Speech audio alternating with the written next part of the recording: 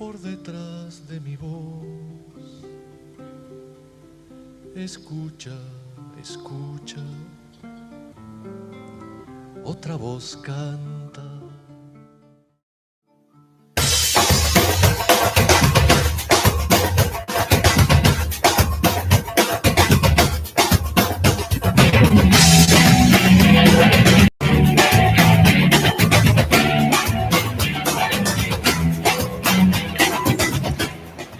Muy buenos días, como cada viernes nos encontramos nuevamente en Haciendo Memoria, la audición de Crisol, Asociación de Expresas y Expresos Políticos del Uruguay, que se emite por CX30, 1130M, por la radio cooperativa.uy y además nos pueden ver en vivo por nuestro canal de YouTube Crisol y pueden darle un dedito para arriba mientras lo están viendo.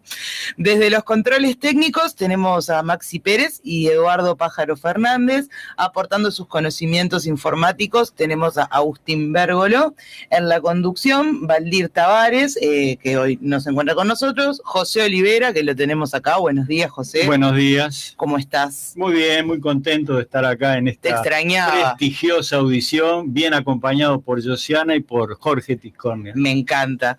Bueno, Alfredo, que sigue surfeando en la costa este. Le mandamos un abrazo gigante. Le mandamos un abrazo. Y quien les habla, Josiana Fernández. Bueno, tenemos líneas de comunicación por mensajes al 091-028-578. 091-028-578. Recordamos que solamente pueden enviar mensajes, no recibimos llamadas a este número telefónico. Por correo a crisolhaciendomemoria@gmail.com. Nuestra página crisol.blogspot.com, donde pueden leerlos opinando. Y nuestra sede social queda en Joaquín Requena 1153 entre Bransen y Ana Monterroso. Convenios para quienes son socios con SWAT Caminos Previsión Procardias. Por más información pueden comunicarse con Tito López al 2408-4465. Como bien decía José, hoy tenemos con nosotros a Jorge Tiscornia, quien va a estar hablando sobre la reedición del libro Vivir en Libertad, que escribiera junto a Walter Philip Trevi. Y bueno, así que vamos a alargar unas noticias y en un rato ya vamos a estar con Jorge. Empezamos con las noticias entonces. El fiscal Pacheco solicitó ampliar la indagatoria penal por las amenazas del Comando Bernays. Recordamos que estas amenazas fueron contra abogados, jerarcas y activistas por los derechos humanos. Esto informó el periodista Mauricio Pérez de Informe Capital TV Ciudad y confirmaron fuentes fiscales a Montevideo Portal. A inicios de 2017, un correo electrónico firmado por el Comando Bernays llegó a las casillas del fiscal de corte Jorge Díaz y de la entonces directora de la Institución Nacional de Derechos Humanos y fiscal Mirta Guiance. Además de ellos, fueron amenazados 13 en total, y en las amenazas decían que si otro militar represor se suicidaba, ellos iban a matar a 3 de esta lista. Entre ellos está Chargonia, que es un habitual concurrente del programa. Y acá en la audición de Haciendo Memoria se ha pedido reiteradamente por el avance de las investigaciones y hasta el día de hoy no hay avances. Está buena la medida que toma el fiscal Pacheco porque impide que el caso sea archivado. Bueno, entre otras cosas, también queremos contarles que ya está disponible el sitio web para saber dónde se puede firmar contra la LUC, y la página es yofirmo.uy y hay un apartado donde va a decir dónde firmar y ahí pueden informarse de todos los lugares donde se están recolectando firmas. Otra noticia que tenemos es que renunció el ahora ex, porque renunció secretario general de UTA, que había dicho en forma inconsulta con su gremio de que se negaban a juntar firmas contra la LUC. Junto a él renunciaron 3 integrantes más de la directiva. Bien, empezaron las obras de reconstrucción del memorial del Penal de Libertad. De eso no sé qué más tenés vos, José, sobre este tema, No, que hubo un comunicado haciendo saber de que los daños que había sufrido el penal que hizo llegarle estrés, que era Crisol, que ya empezaron las obras de reconstrucción. Buenísimo. Tenemos luego que el 4 de marzo, el día de mi cumpleaños, por otra parte. El día después de mi cumpleaños. O sea que pueden llevar regalos para Josiana y para José. Se inaugura un hecho muy importante que tiene que ver con lo que vamos a hablar con Jorge Tiscornia después. Se inaugura, luego de mucho tiempo de trabajo, el circuito de la memoria de la ciudad de la costa. Es el segundo circuito de la memoria que se inaugura en el departamento de Canelones. Bueno, lo habíamos recordado también la audición pasada que Crisol va a sacar un ómnibus con un aforo limitado, que quienes tuvieran interés deben comunicarse a Crisol con Tito. Así que, bueno, igual vamos a estar dando más novedades sobre el tema en las siguientes audiciones. Vamos a invitar a compañeros de Memoria de la Costa para que nos explique. Esto tiene la convocatoria del gobierno de Canelones, el municipio de Ciudad de la Costa, Memorias de la Costa, que es una comisión de derechos humanos que hace mucho tiempo trabaja por los derechos humanos en Canelones, y tiene el apoyo de Crisol. Perfecto. Otra de las noticias que tenemos a recordar es que se cumplieron 2 años del asesinato de Felipe Cabedal de Plef. El 16 de febrero de 2019, el joven artista callejero, conocido como Plef, que era la firma de sus obras, era asesinado en el barrio de Punta Gorda. Un caso lleno de enigmas, hasta el día de hoy sin resolver. No se sabe, el supuesto principal responsable que falleció, no quedó claro hasta ahora, no hay avances. Sí.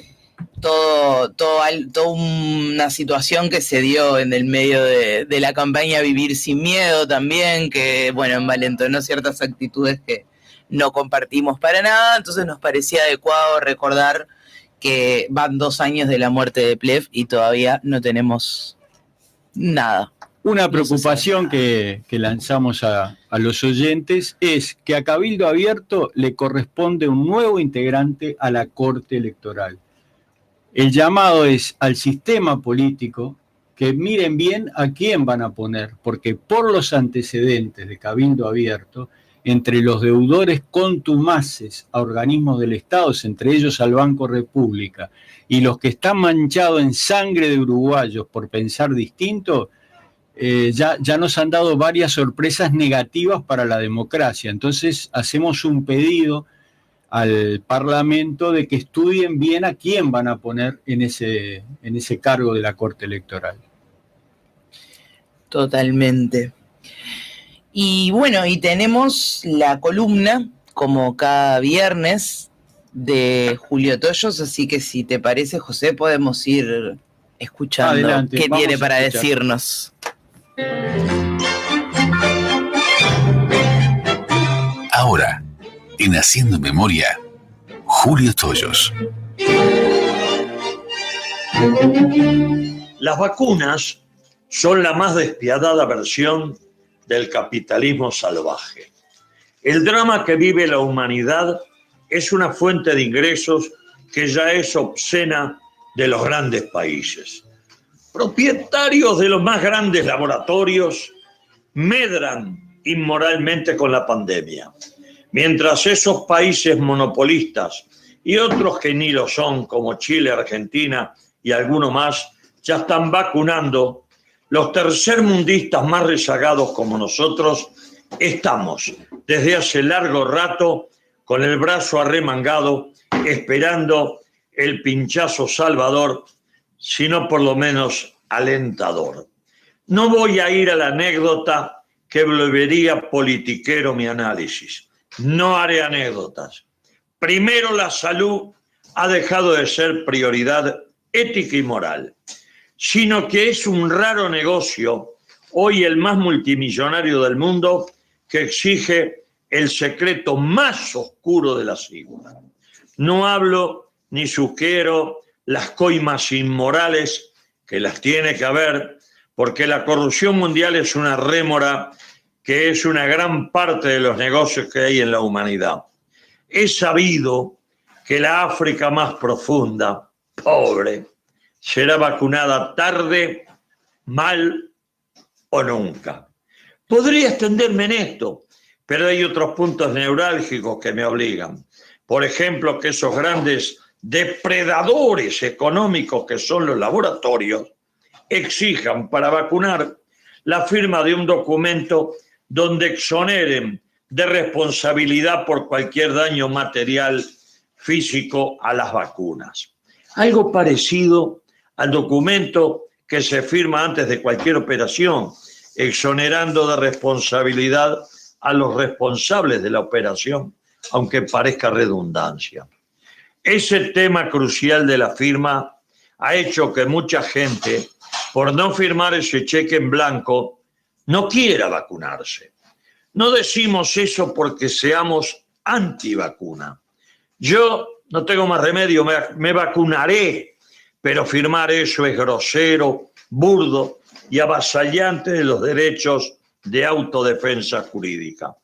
La pandemia nos ha puesto en una situación de indefensión dramática.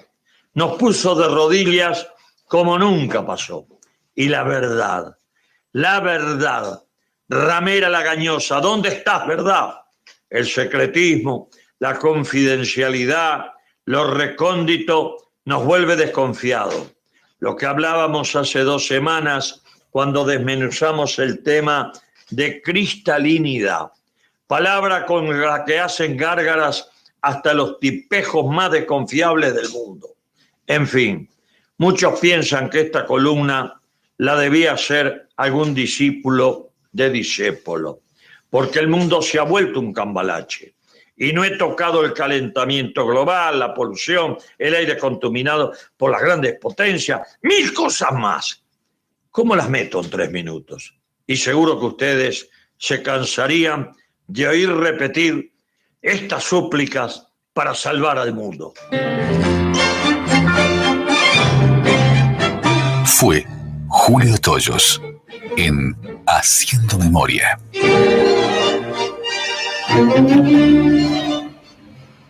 Bueno, muy buena, como siempre, la columna de Julio Toyos. Y mientras se habla que Uruguay sería el último país de América en tener la vacuna, tenemos una noticia que llega de New York Times. La vacuna se acerca a las pruebas finales en Cuba. Los turistas pueden ser vacunados.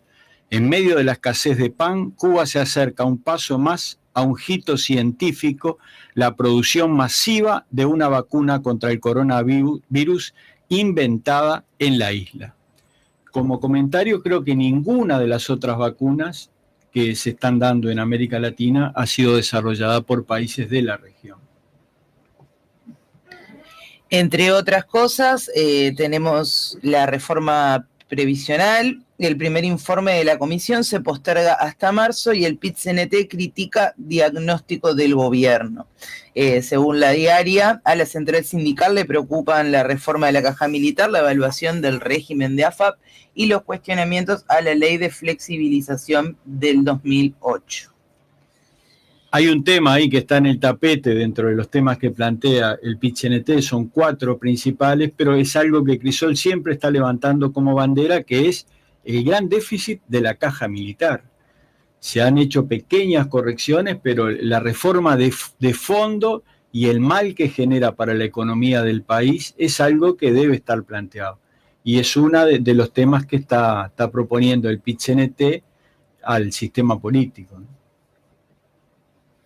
Y antes de ir a una pausa, vamos con una internacional. Crece la tensión y el clima de protesta en España por el rapero Pablo Hasél, detenido este martes tras recibir una condena de 9 meses por sus tweets y canciones en contra de la corona y las fuerzas de seguridad. En las últimas horas, el músico recibió la confirmación de otra condena de 2 años y medio por amenazar al testigo de un juicio contra unos guardias urbanos en la ciudad de Lleida. Todavía existe la corona. Todavía existe la corona y uno no tiene la libertad de decir lo que piensa en ciertos lugares. Así que, Bueno, vamos a dejar por acá las noticias, vamos a ir una pausa y a la vuelta vamos a estar con Jorge Tiscornia, que ya está con nosotros, para hablar sobre la reedición del libro Vivir en Libertad. Bueno, acá estamos nuevamente y antes de empezar con el entrevistado del día de hoy, que como ya recordamos varias veces es el señor Jorge Tiscornia, queremos enviarle un saludo a Nidia, que siempre está ahí atenta, escribiéndonos y mandándonos buena onda, y también José tiene otra pequeña noticia que se nos traspapeló previo a la pausa, así que dale nomás, José. Bueno, la justicia argentina condena a 8 represores de la dictadura por crímenes contra más de 800 víctimas. El tribunal estableció penas de entre 6 años y cadena perpetua para los imputados por secuestros, torturas, homicidios y robo de niños en el 4º juicio de la mega causa ESMA. Muy bien, y así es que vamos cerrando las noticias por hoy y le damos lugar a Jorge. ¿Cómo estás, Jorge? Hola, buen día, ¿cómo andan? Jorge, para presentar, yo a Jorge lo conocí en el penal, y por eso le estaba preguntando la edad para comparar. Y la verdad, lo que quiero destacar de Jorge, que siento una sana envidia por el trabajo que hizo, es que en aquellos momentos de estar presos, de compañeros que a veces la pasaban mal, que tenían desequilibrios, toda la represión que había, los temas de que no se podía ver a la familia, las sanciones arbitrarias, tuvo la visión de generar en ese lugar, día a día, memoria para el futuro. Eso es un mérito gigante desde mi óptica, porque hoy trabajamos mucho en memoria, cada vez hay más jóvenes participando. Si bien el elogio entre los compañeros no es lo que más me gusta, pero hay veces que hay que hacerlo, y este es un caso, porque el recolectar la información en ese momento, pensando que en algún día iba a ser de utilidad, creo que es un mérito mayúsculo que tuvo el compañero. Bueno, mirá, yo te voy a decir un poco. Nunca pensé en el futuro. Sí, tuve claro la necesidad, y ahí es donde hago énfasis en la necesidad de registrar. Yo soy, como mi padre, muy olvidadizo, y sentía la necesidad de que esas cosas que en la memoria van decantando y que a su vez con el paso del tiempo se van deformando, tuvieran un lugar donde se fijaran tiempo a tiempo. Claro, ese es el inicio. Después, la muerte de un compañero, una enfermedad, un flauteo, hacen que uno vaya ampliando el espectro y vaya colocando todo lo que en aquel segundo piso, en una celda solo, me podía ir llegando para poder registrarlo, y por supuesto pasando por mi subjetividad, que es un filtro que todos tenemos para dar prioridad a lo que vamos anotando. Y así fue que, digamos, surgió y fue concretándose el almanaque. Y bueno, en realidad no quiero llevarme el mérito ese de pensar en el futuro, que en realidad fue una cosa que se fue dando. Es más, yo te voy a hacer un cuento que tiene que ver mucho con el origen del libro. Los suecos, en donde se guardaron esos almanaques, estuvieron por 15 años guardados. O sea, cuando yo salí, me reintegré a la sociedad, era mi objetivo, primero que me creciera el pelo para no ser un diferente y marcado en ese momento. Hoy hay muchos pelados, pero en aquel momento no era así. Reintegrarme a la sociedad, formar una familia, tener un trabajo y ser uno más de ese pueblo que tanto había luchado porque nos liberaran. Y así se fue dando el tiempo, por supuesto con el contacto con los compañeros y eso, hasta que un día, y estamos hablando del año 2000, 15 años después, en una reunión de compañeros, tal vez en una mesa como esta, un poco más chica, tomando unos vinos, charlando, como siempre se da, surgió la discusión, digamos, entre comillas, de qué pasaba en tal momento, con tal sargento, con estas cosas. Y yo dije, mira, yo no sé, no me acuerdo. Pero ahí tengo unos suecos. ¿Qué? Dijeron todos, nadie sabía. Y ahí, en el medio de la mesa, en el medio de los vinos, partimos los suecos y salieron los almanaques a la vista. Y fuimos a ese año, en ese momento, a ver qué era lo que pasaba para dilucidar esa discusión. Y ahí surgió una pequeña plantita que era decir, tenemos que escribir un libro con esto. Y ahí empezó eso que es el libro Vivir en Libertad. Y como decimos en el propio libro, los almanaques no lo usamos en ese momento, porque al empezar a investigar nos fueron llegando documentos, buscamos las listas, buscamos todo aquello, las películas, etcétera, etcétera, nos fueron llegando de distintos lados un montón de documentos que nosotros podíamos fechar a partir del almanaque. Entonces, bueno, visión de futuro, ¿no? No, pero igual, tuviste la visión de juntar el material que cuando en una situación muy, muy complicada, porque aparte tenías que guardarlo en los suecos, que si te los veían, no ibas a tener una represalia, ¿no? Yo recuerdo la época que salíamos con materiales que teníamos de estudio que estaban prohibidos a jugar al fútbol en la barriga en bolsas de nylon, porque a veces hacían requisas en la celda y hasta que después descubrían que los llevabas ahí y tenías que buscar otra solución. O cuando los guardábamos en los water, también, adentro del water en bolsas de nylon, íbamos al recreo hasta que hasta que salta. Bueno, sí, esa, digamos, la elección de los suecos como medio para esconder, fue pensando en todo eso, pensando en que eran 500 celdas, que había 500 o 1000 presos guardando, que había 500 o 1000 presos escondiendo, y que el lugar no tenía que ser un lugar común, porque si saltaba en otro lado y no nos enterábamos, como no nos enterábamos, luego hacían una gran requisa y podía perder eso. Y ahí surgió la idea de los suecos. El otro día en la directiva de Crisol, ya hace unos meses, se planteó la importancia de reeditar el libro, porque hay una demanda muy grande y es un documento importante. Eso lo planteó Valdemar Taroco y tuvo la unanimidad de todos de que era un material que Crisol iba a difundir, a ponerse a disposición, a ayudar.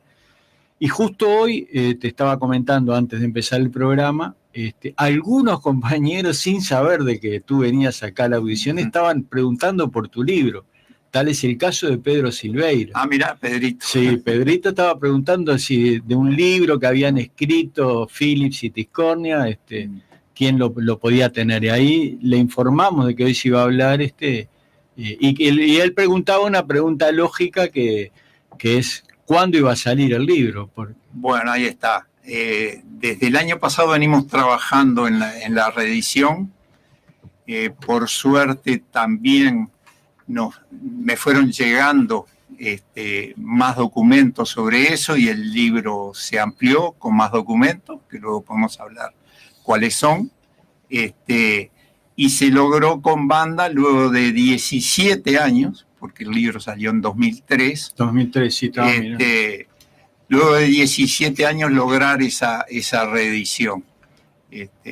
Sí, Waldemar a su vez habló con Banda, en fin, hubo un impulso por ese lado, por el lado de Crisol, y bueno, y yo me tuve que poner a trabajar durante meses para poder completarlo.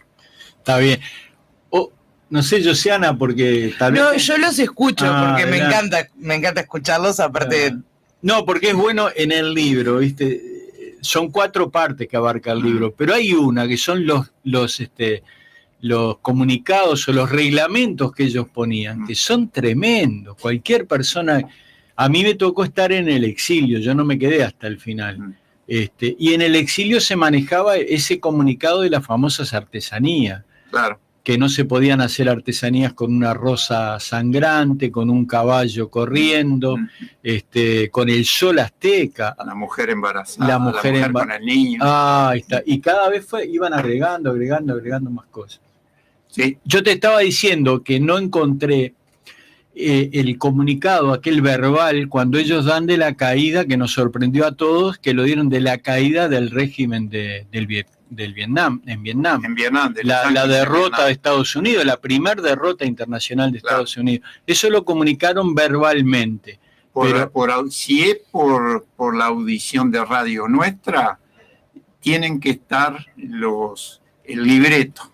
Se guionaba todo lo que se decía. Claro. No solo se guionaba, sino que además el oficial a cargo lo censuraba, si estaba de acuerdo, si no estaba de acuerdo, y en muchos casos, tal el caso de la muerte de algún compañero, eso tuvo idas y vueltas. O sea, vino el comunicado, los compañeros se negaron a leerlo, se rehizo el comunicado, los compañeros volvieron a plantear dudas y finalmente el comunicado salió de otra manera. O sea, había ahí una interrelación muy interesante de los compañeros en la audición, oponiéndose a cosas que venían y pasaban por arriba. Eso tenía un costo. Los compañeros iban a la isla 2x3, los compañeros eran sacados de la radio. La isla era un lugar de sanción, ¿no? Un calabozo de sanción. Calabozo donde no había nada. Claro. Iba solo con el colchón y nada más. Sí, sí. Otra cosa, cuando yo vine en ómnibus de Salinas, que tengo 1 hora y media más o menos, y venía releyendo el libro, hay una parte que me conmovió mucho, que es la parte de la audición que teníamos, la audición radial, donde leí un artículo que ahí escribe el Cristo Libera, que habla de la música que pasaban y de cómo se fue consiguiendo espacios para hacer una audición tanguera. Y yo, aunque te parezca mentira, aprendí pila de tango ahí, porque claro, hay cosas que hasta ahora me acuerdo. Pero Estrella analizando los Beatles, Estrella hablando del tango, claro, el Cristo hablando del tango, sobre Troilo, o sea, hubo gente que aportó muchísimo a todos los que estábamos ahí escuchando, realmente. Y hay algo que ustedes mencionan en el libro, que hay una gráfica de la música preferida por los presos, y que mencionan algo interesante, porque en la encuesta esa yo creo que estuve en la mayoría, porque a mí me gustaban los Beatles, pero yo lo hice, me parece, no me acuerdo bien, pero tengo la idea de poner folclore y tango, o sea, como que, porque nos acusaban de ser foráneos. Y claro, y nosotros... Era un 6%, éramos todos jóvenes, claro. Resulta que los que preferían a los Beatles eran un 6%. Muy interesante. Y hay otro libro, El cuento de la picada, que escribió Phyllis, que muy interesante también. Y Phyllis, si bien tú guardaste el material, el libro lo hicieron entre los dos. Sí, los cuentos de la picada es solo. No, ese es del solo, sí. Ese justamente sí. Lo que escribió después de vivir en libertad. Bueno, es bueno decir que lamentablemente el negro falleció después de eso. Y bueno, apenas tuvimos oportunidad con un conjunto de compañeros y gente de psicología, publicamos el libro del cuento de la picada, los cuentos de la picada, y se presentó en la Facultad de Psicología, estuvo muy bueno. Otra cosa, el trabajo del almanaque, creo que fue eso lo que fue reconocido por las Naciones Unidas. Sí, por la UNESCO. Nos gustaría que nos contaras qué argumentos dieron, qué vieron, dónde fue que fue el reconocimiento. Bueno, los almanaques, en el momento en que la Secretaría de Derechos Humanos de Presidencia de la República estaba, digamos, presidida, comandada por Graciela Jorge, se puso en contacto conmigo y me preguntó si yo podía donar los almanaques al Estado. Bueno, Pregunté para qué, obviamente. Bueno, ahí salió de que la Secretaría iba a proponer a las Naciones Unidas el reconocimiento como memoria del mundo. Se hizo un primer tanteo en el mundo global, después ellos mismos recomendaron que fuera en Latinoamérica y el Caribe, y ahí se hizo. Bueno, yo doné los almanaques y dentro de América Latina y el Caribe se aceptó como memoria del mundo. Los argumentos eran, bueno, que no existía, ellos le llamaron de todas maneras una memoria personal, yo no lo llamo así, pero no importa, una memoria personal que tuviera una extensión prácticamente de 13 años escondida dentro de una cárcel. Y además por los contenidos que tenía el almanaque. Entonces, esos fueron, digamos, los fundamentos para que fuera reconocido como memoria del mundo. Mirá, qué interesante, ¿eh? Otro aspecto también porque ahí están los libros que nosotros leíamos y la biblioteca, las películas que vimos. Y en realidad en la prisión, yo hace 24 años que vendo libros, y aunque te parezca mentira también que les parezca, ¿verdad? Hay cosas de ahí que también me marcaron, porque eso era otra que clase de literatura. Tenías lo que nosotros llamamos presos viejos. Yo era jovencito ahí en el penal de Libertad, pero había unos que ya venían de otras cárceles, que te decían, tenés que leer tal libro, tenés que leer tal otro, tenés que leer, y vos no solo leías el libro, sino que o con tu compañero de celda o en el recreo lo comentabas, y tenías que ver el jugo que se le sacaba y cómo se aprendía de eso. Y lo mismo pasaba con las películas. Claro, sí, sin duda. La biblioteca es un fenómeno muy especial dentro del penal, porque además fue cambiando, fue modificándose, y además, como decimos en el libro, había varias bibliotecas. O sea, al principio, cuando inauguraron el penal, la dirección del penal consideró que los presos que estaban llegando ahí eran un enemigo derrotado, que era un ejército derrotado.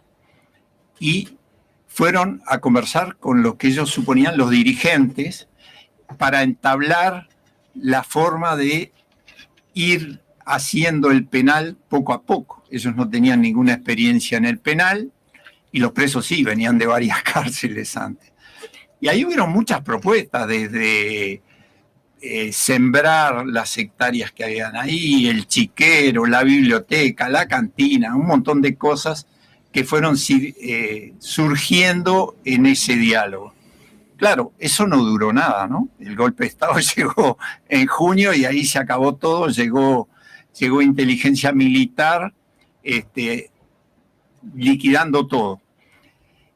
En esa primera época, aunque parezca mentira, entraron los libros de Marx, de Engels, de Lenin, etcétera, etcétera, etcétera.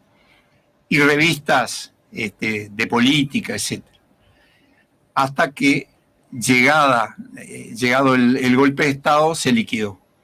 Como los presos tenían mucha experiencia de antes, a los libros de Marx, de Engels, aquellos de Lenin, aquellos que le interesaban a los presos, empezaron a, por un lado, camuflarlos, por otro lado, copiarlos, por otro lado, pasarlos a chiquito. O sea, empezaron a surgir varias bibliotecas que estaban puestas en hojillas de fumar, bibliotecas que estaban en libros que estaban camuflados. O sea, fue muy fácil camuflar a Marx, porque Marx no habla de marxismo. Claro. Entonces era simplemente sacarle Marx y poner algún texto de economía, lo que sea, y eso funcionaba, o funcionó mucho tiempo. Entonces, hasta que llegó inteligencia, ¿qué hizo? Quemó 1.300 libros, en el lugar donde quemaban basura, cerraron eso está en el libro también, cerraron la biblioteca por 6-7 meses, hicieron la brutalidad de quemar libros, quemaron esa cantidad de libros, dentro de los cuales, por ejemplo, marchó Groucho Marx.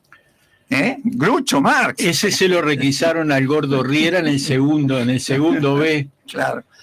Y le preguntaron, ¿usted no sabe que esto está prohibido? Y dice, yo no sé, y al otro día lo mandó un teniente, lo requisó, eso claro. Me acuerdo. O lo que fuera sobre el cubismo. Claro. Sobre el cubismo, claro, desapareció Cuba. Todo, claro. Porque era Cuba. O sea, y después ellos fueron, digamos, buscando la manera de censurar libros, y una de ellas era el libro más pedido. ¿Cuál era el libro más pedido en ese momento? En el penal, tiene tantos pedidos, bueno, para afuera. Por algo será, ¿no? Por algo será que lo pide todo el mundo. Entonces, para afuera con el libro. Claro, sí. Y lo mismo pasaba con otro montón de cosas. Y esas bibliotecas empezaron a funcionar, digamos, muchas de ellas autónomamente, porque los libros les llegaban a los compañeros lo recibían, lo leían, estamos en una celda, después lo pasaban en su ala, circulaba en su ala, después circulaba en el sector o en el piso, para después recién llegar a la biblioteca central. Entonces, habían esas bibliotecas que no estaban en el catálogo, que estaban circulando o que no habían llegado al catálogo, que circulaban en los pisos y que tenían esa manera de recomendación que vos decías. Fulano que venía, ¿leíste tal cosa? No la leí. ¿Pero dónde está? Lo tiene fulano. Entonces ahí te ibas anotando dentro de ese libro, aún por fuera de la biblioteca central, en donde hacías el cartoncito aquel y ponías tus libros. Y hay fotos en el libro del claro. Cartoncito. Sí. Yo os voy a interrumpir un segundo. Yo estoy espectadora porque me encanta escucharlos, me encanta el ida y vuelta entre los dos, pero vamos a ir a una pausa. Y ahora a la vuelta vamos a seguir hablando con Jorge Tiscornia sobre la reedición del libro Vivir en Libertad. Y estamos acá de nuevo con Haciendo Memoria, la audición de Crisol, Asociación de Expresas y Expresos Políticos del Uruguay. Recordar las líneas de comunicación para enviar mensajes, 091-028-578, 091-028-578. Tenemos dos mensajes, uno de nuestro compañero Valdir Tavares, que nos dice felicitaciones, así que le mandamos otro abrazo enorme, y otro de nuestra compañera Chela, que dice, querida compañera, abrazo grande a todos los compañeros, y uno muy especial a Toyos, que siempre nos acompaña, así que un abrazo enorme para ellos, que siempre están apoyando del otro lado, y seguimos con el entrevistado del día de hoy, Jorge Tiscornia, y vamos a hablar un poco más sobre esta reedición del libro Vivir en Libertad, que por lo que nos estaba contando recién Jorge un poco en la pausa, viene como ampliada la edición, a diferencia de la anterior, viene con nuevas cosas, y estaría bueno un poco que nos contaras qué se sabe de esta reedición, qué es lo nuevo que viene, y bueno, y las expectativas también un poco de este nuevo proceso. Bueno, lo que sé de la reedición es que en marzo va a salir el libro. Banda ya me anunció eso, si bien no tengo una fecha específica, pero sí en el correr del mes de marzo. Es más o menos como las vacunas, ¿viste? Por no ahí se sabe andará, la fecha, se en algún momento andará por ahí. Y sí, el libro, como en la medida en que antes me fueron llegando documentos, por ejemplo, las fichas de las películas o la lista de los compañeros que estuvieron ahí. Ahora también me fueron llegando otros documentos y a mí me pareció muy pertinente poder ir colocándolos en el libro para tener, porque el libro tiene, digamos, la esencia del libro es el documento. Nosotros simplemente a los documentos le ponemos algún comentario que creemos en su momento. Pero en realidad el libro es un libro de documentos. Documentos que no están todos. O sea, nosotros hablamos del catálogo de biblioteca y ponemos algunos ejemplos del catálogo. Hablamos de las películas y no ponemos todas las fichas, pero sí ponemos los nombres de las películas, todas aquellas que se dieron, en qué fecha se dieron. Lo mismo el nombre de los compañeros, una lista del nombre de los compañeros. Y ahí voy a hacer una aclaración porque creo que está bueno hacerla. Nosotros desde aquel 2003 y yo ahora últimamente he recibido comentarios, o no son quejas, pero son solicitudes familiares que dicen, bueno, pero el nombre de mi padre, de mi hermano, o a veces el de uno mismo no está bien, está mal ahí. Entonces yo vuelvo y ahora insisto en el libro en poner que nosotros nos basamos en documentos. Y en el caso de la lista de los compañeros detenidos, yo tuve 5 listas en mi mano, vi 5 listas. Y las 5 listas, en distintos años, del 74, se van completando. En el 74 nos estábamos en los 2.783, después hay del 75, después hay del 80 y hay una del 84. Y lo que hacemos hincapié, y yo lo hago acá, y capaz que eso mismo lo leo para que lo podamos ver. Pondré un par de ejemplos de errores en los nombres que me han planteado últimamente, aprovechando para reafirmar que los documentos no son la verdad, entre comillas, sino lo que las autoridades tenían registrado o querían registrar en cada momento. Tomaré 2 casos, estos son los más recientes y está bueno que los diga. El compañero número 957, que figura como Orlando Collazo Herrera, se llamaba en realidad Ornaldo Collazo Herrera. Y falleció hace poco y sé que a Crisol la familia le dijo no era Orlando, sino que era Ornaldo. Seguramente en el tipeo sucedió eso y yo dije, bueno, capaz que fui yo el que me equivoqué al tipear. Y fui de nuevo a las listas estas y no, lo siguen teniendo en todas las listas como Ornaldo.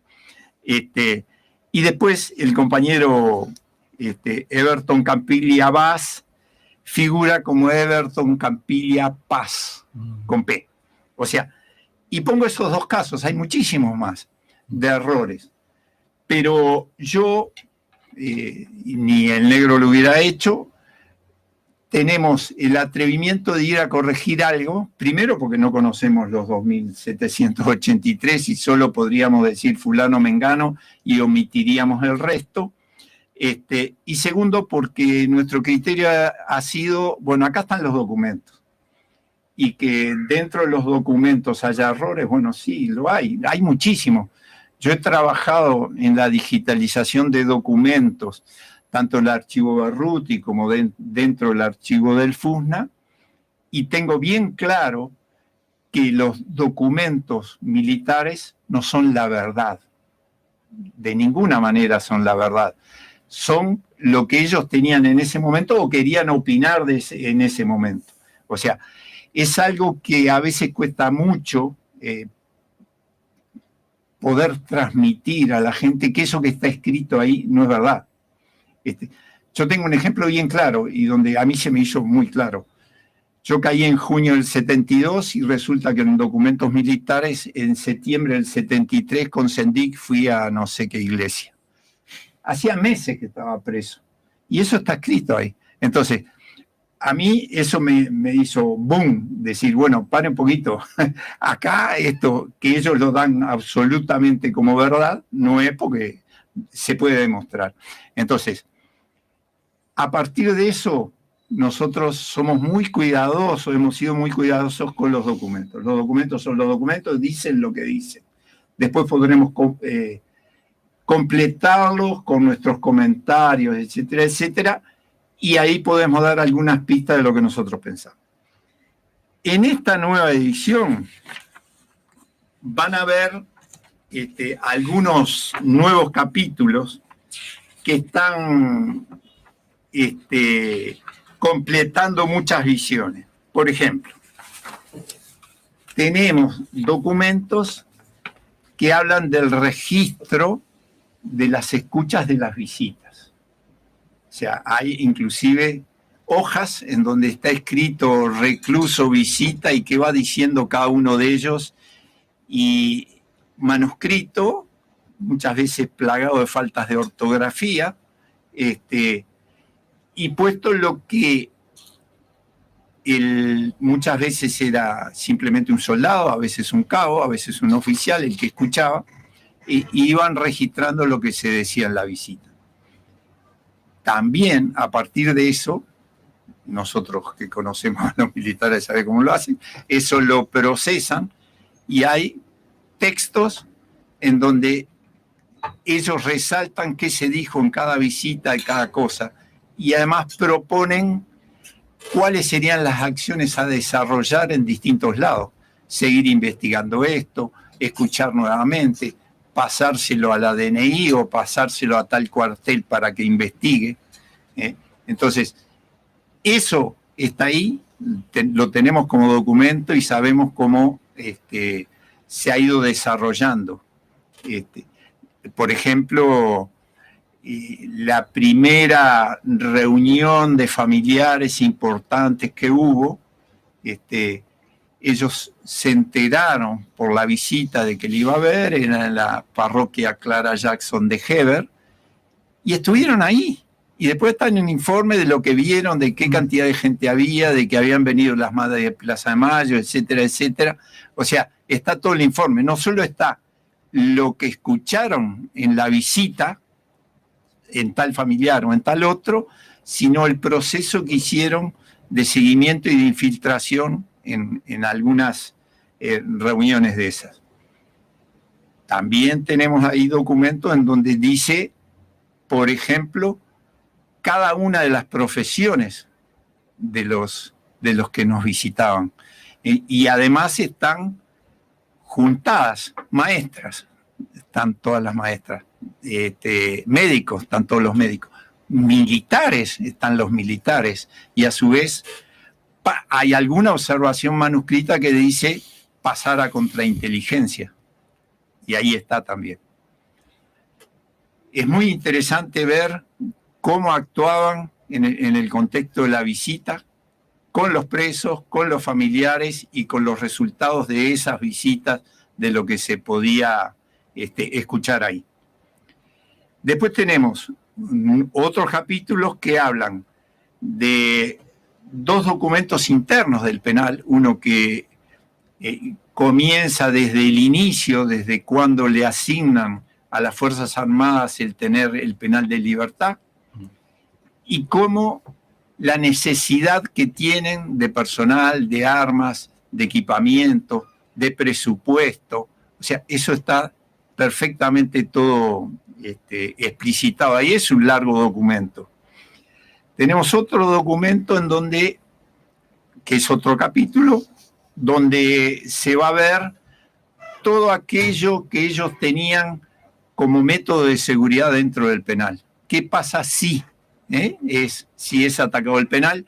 ¿Qué tiene que hacer cada uno en su lugar? En cada una de las locaciones. O sea, en la administración que estaba trabajando adelante, en los presos que podían estar en la planchada, en los presos que estaban en los trabajos, en todos lados, todo eso está contemplado. ¿Y qué cosas se debía hacer cuando había una simulacro, alarma? ¿no? Se hicieron simulacros justamente para probar eso, claro, ¿no? Entonces, hay varios intercambios ahí que se van poniendo en los distintos capítulos. Entonces, a partir de eso, el libro prácticamente se duplica, ¿no? Con nuevos documentos y comentarios, como hacemos siempre, sobre cada uno de los documentos. Sobre el estudio de las cartas, la correspondencia, ¿hay algo? Porque en los informes que nos ha dado el MEC, por lo menos en el mío, aparece estudio de qué te preocupaba en las correspondencias, pero no sé si eso está sistematizado. ¿Viste el informe que da el MEC sobre que hay sí, las sanciones? ¿Qué distinto en cada caso? Algunos insisten en escuchas, por ejemplo, de las visitas y todo, pero hay análisis de correspondencia también, ahí aparece el informe. Claro. Pero no está sistematizado eso, no hay información. Eso está en cada uno. Recordás que existía el CC, corresponde censor, número tanto, en cada carta vos lo tenías que poner. Había un oficial que tenía 10, 15, 20, no sé cuántos eran, presos a los cuales censuraba las cartas, ¿no? Y él tenía una continuidad en esa censura de cada uno de nosotros. Eso está en alguna medida además puesto eso figura ya en Vivir en Libertad, figuraba en una encuesta que hicieron en donde decía a quién escribía, cómo escribía, cuál era la temática, la preocupación de cada uno, en qué quería trabajar, qué manualidades hacía. O sea, eso lo tenían absolutamente sistematizado. Estamos llegando ya al final, no sé, Jorge, si querés de decir algo, porque ya estamos casi terminando. No, digamos, yo la verdad que después de 17 años estoy muy contento de que el libro pueda reeditarse nuevamente. Es cierto, me llevó bastante trabajo y bastante estrés pensando en que, bueno, no sé si voy a estar para otra reedición y por lo tanto tratar de completar esto. Sí me importa decir que en Vivir en Libertad, en la edición anterior habíamos prometido un CD con toda la documentación. Bueno, hoy prometo una página web con toda la documentación. Bien. De prometer, uno puede prometer. Sí. No, pero en realidad ya tenemos los dominios reservados y se va a llamar vivirenlibertad.uy. Y ahí vamos a cargar toda la documentación que tenemos del Penal de Libertad en esa página. Vivir en Libertad, de Jorge Tiscornia y Walter Phillips, reedición sobre toda la documentación y la realidad que se vivió en el Penal de Libertad. Una forma de hacer memoria y conocer un hecho importante que ocurrió en la época dictatorial. Bueno, muchas gracias, Jorge, por acompañarnos. Estuvimos hablando con Jorge Tiscornia, como recordaba José, sobre la reedición de Vivir en Libertad. Y por acá vamos terminando hasta el viernes que viene. Por verdad, memoria, justicia, reparación integral y nunca más terrorismo de Estado. Crisol está más que nunca en lucha para que los más infelices sean los más privilegiados.